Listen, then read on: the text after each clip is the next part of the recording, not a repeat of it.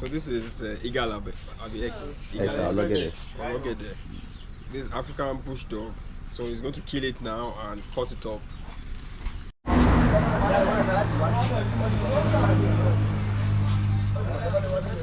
C'est Civet ele abi. Orúkọ wo le kini orúkọ ẹ̀rọ yìí? Ọlọ́gẹ̀dẹ̀. Bush dog.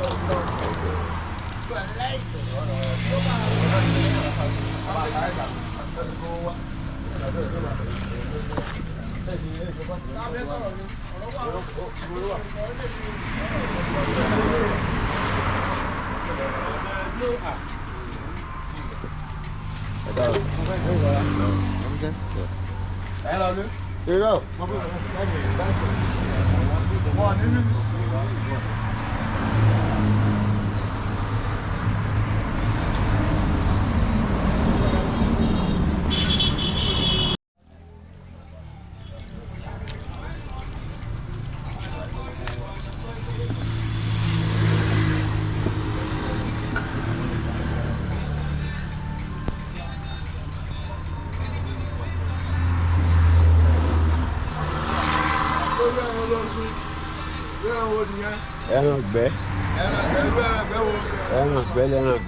gbẹ́ wo ni? Ẹran gbẹ́ jẹ́. Tọ́lọ́gẹ̀dẹ̀ ni àbí lógiri? Tọ́lọ́gẹ̀dẹ̀ ni àbí lógiri? Táwọn tó fi wọ́n pa mí dákun.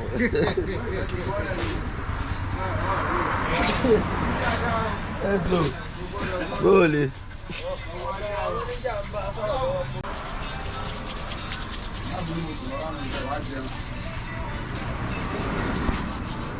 Abẹ́ni kí àjẹbà ń jáde.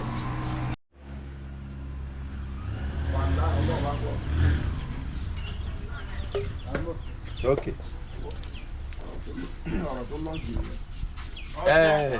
Ládélé kọ́. Ẹ̀sùn. Ládélé kọ́.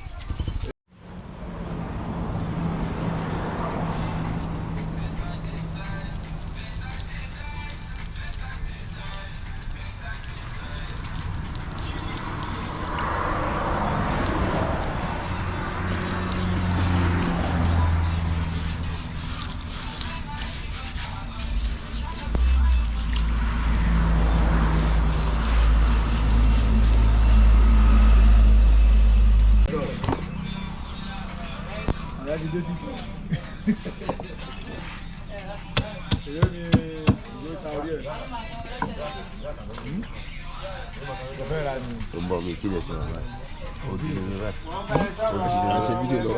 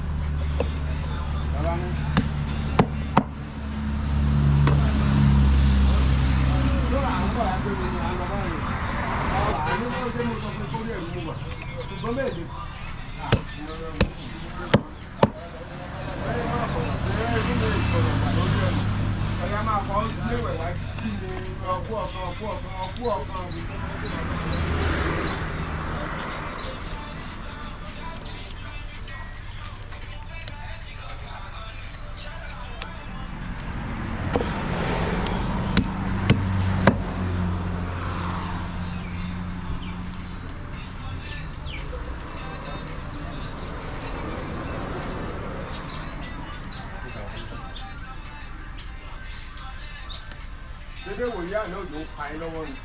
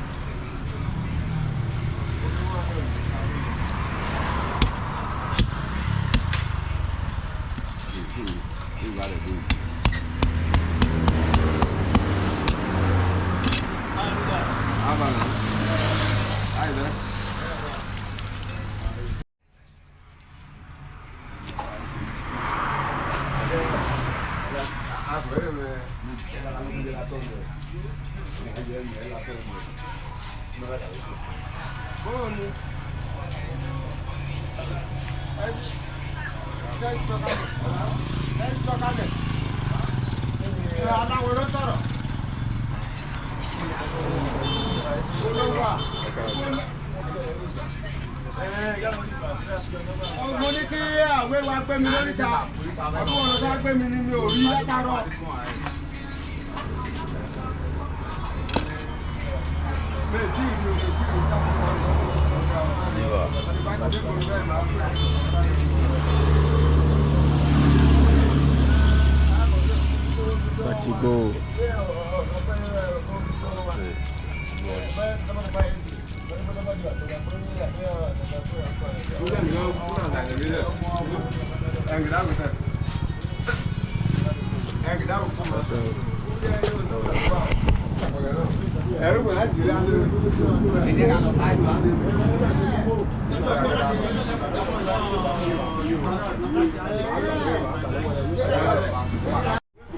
So the bushmeat that you saw us eating the other day, I'll put a link to a short clip of the video.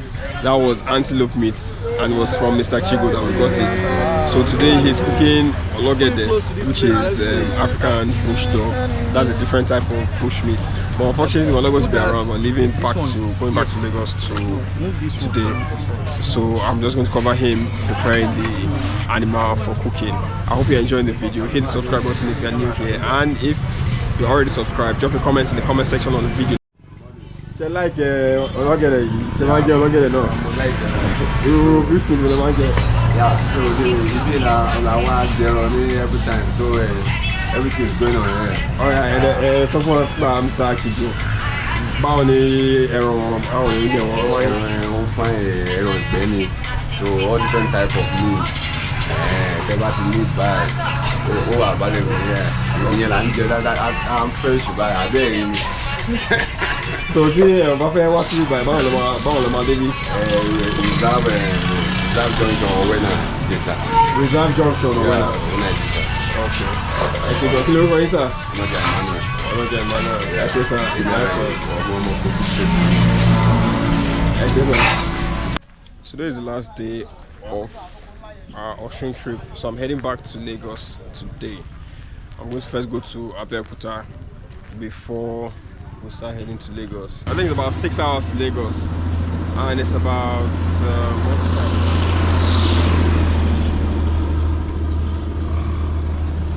It's 9:15 a.m. so we should be getting to Lagos at about 3 p.m. 4 p.m.